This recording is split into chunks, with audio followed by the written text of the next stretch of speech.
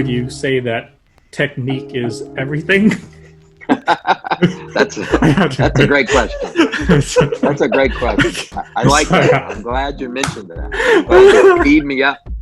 You triggered already. I couldn't even get it out there without cracking. You're so close, so close. Are we gonna keep this in? If Chris wants to answer it, then yes, please. I'm happy to answer it. So I want to explain something. When we say technique is everything, and this is sort of the example that I'm using. When you look at your wife and you say, "You're everything to me," you don't mean that in a literal sense. In other words, you're drinking right now. You have to have sustenance. You have to have food. You need your daughter if you have her. You need other people in your life. You need food. You need sustenance.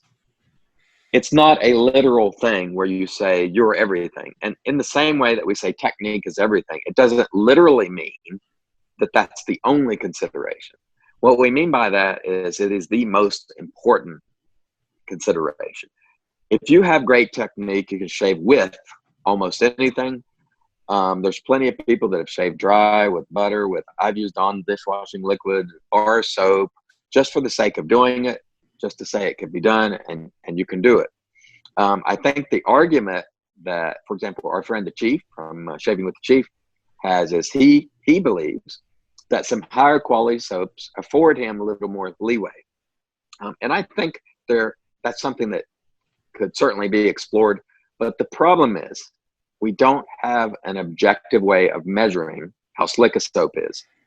If you even believe in cushion, how much cushion it provides, glide, there are all these terms that we use, most of which we can't measure. We can't objectively measure scent. We can't objectively measure slickness. And so any of us who talk about soaps and put numbers on them, it is entirely in this subjective realm. The only thing we can talk objectively about is the ingredients in the soap, what the soap costs. I mean, those are facts, and those are things we can hang our hat on.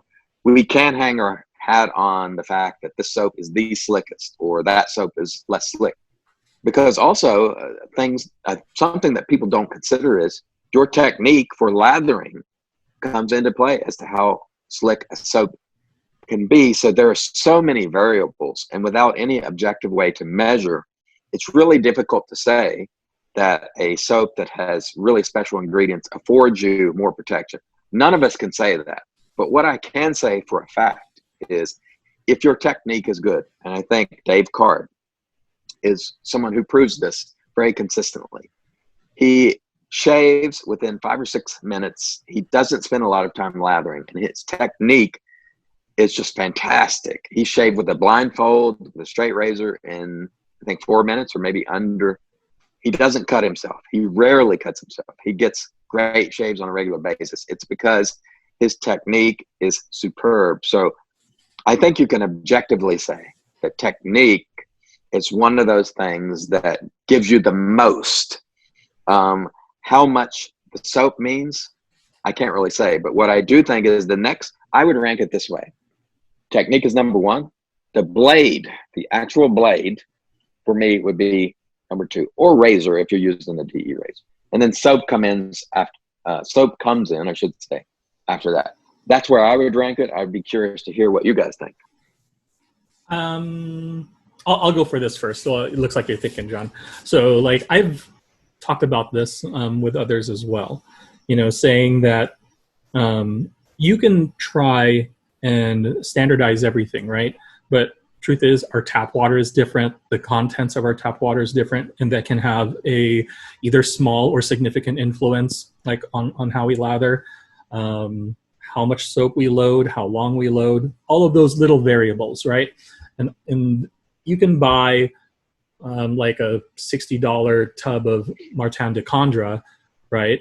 And get just a mediocre lather, and you can buy like from Italian Barber, you can buy Amici, which is $3.99, and get a serviceable lather, right? And who would know either way? And I think that goes to the point that you're trying to make, that I thought about, I even, I tried using like distilled water. I tried measuring, and I'm just like, this isn't pleasurable. This isn't enjoyable for me. And there's some people that do it. Their level of OCD is admirable, and God bless them. I just don't, I don't have it in me to do that all the time. But I would agree that technique is definitely probably the key factor in everything. Same thing with hardware. Whether you're using a straight razor, DE, no matter what blade you use, some people say, "Oh, this razor's terrible," or "This blade's terrible," and I'm like, I get great shaves with that blade. I get great shaves with that razor. And it's not like I have I don't really have sensitive skin. I don't have leather skin, but I think that you kind of just find your way into whatever technique it is that works for you. And you can always add upon that knowledge. Someone will say, "Oh, I did this, and it just completely changed the way how I shaved." A perfect example would be the super, super small light strokes. Some people, we just want to go like with a DE and just kind of just like big swipes and stuff like that. And then we end up like either getting ingrowns or we cut ourselves or anything like that. And someone going super micro on the strokes every single time. And then afterwards, perfect BBS shave, And I think people are continuously going to be doing that. Someone's going to find something new, and they're going to say, "Hey, I don't know if I discovered this, but here's something that I found. See if it works for you." And I think that's going to just happen continuously. I think that's a great point. As I was listening to like your answers, both Chris and Gerard, I think technique, it has to be technique primarily because so many things encompass technique. It falls under that category. So there's preparation, right? Whether that means you're showering before, warm cloth, a pre-shave, whatever it is. Preparation is one, right? You guys have mentioned the importance of choosing the tool you're going to use. Straight razor, the right safety razor for you, the right blade for you. Blades, hands down, right, has got to be the most mileage may vary thing. I love Gillette Silver Blues. I hate Gillette Silver Blues. I love Perma-Sharps. I hate Perma-Sharps. But it's every face is different. And I think I was thinking like mapping your facial hair growth is important too, right? Because especially a straight razor, am I actually going against the grain? Like especially under the neck area and the chin, it's all different for everyone. Sometimes some people I've heard it goes like a cyclone kind of pattern. So there's like, you got to kind of be a little creative with how you go there, but that's all technique because that's also experience. If you want to say like how long you've done something, obviously straight razor shave number 5 is going to be like peanuts to like number 50, number 60. Like hopefully you're not shaving as well as you were back in the single digits. Who knows? There might be some people who just are slow learners, and that's okay. But like all these things, right, that I'm talking about, I feel like they all fall under technique, even though it's like there's such different things. But they are mostly things that experience and trial and error. We learn. What is traditional shaving? Traditional shaving is really techniques. And so we're using progressive beard reduction, making multiple passes. We're using a brush to make a lather rather than squirting it out of a can and just wiping it on our face with our hands. We're doing everything is about technique as it applies to traditional shaving. It is technique. That's what makes it different, because I have done this before.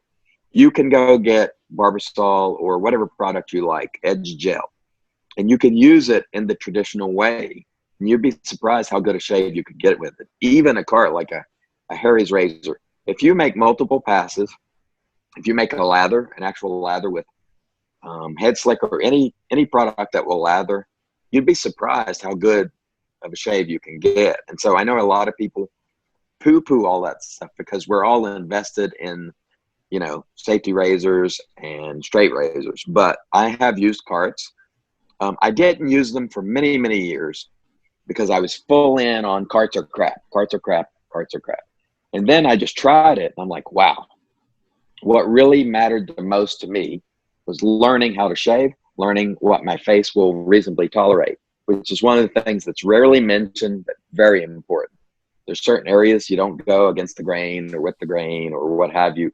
It's all about learning what your face will put up with it and how it responds, and then working within what it will reasonably tolerate, and then using equipment that you can get the best out of.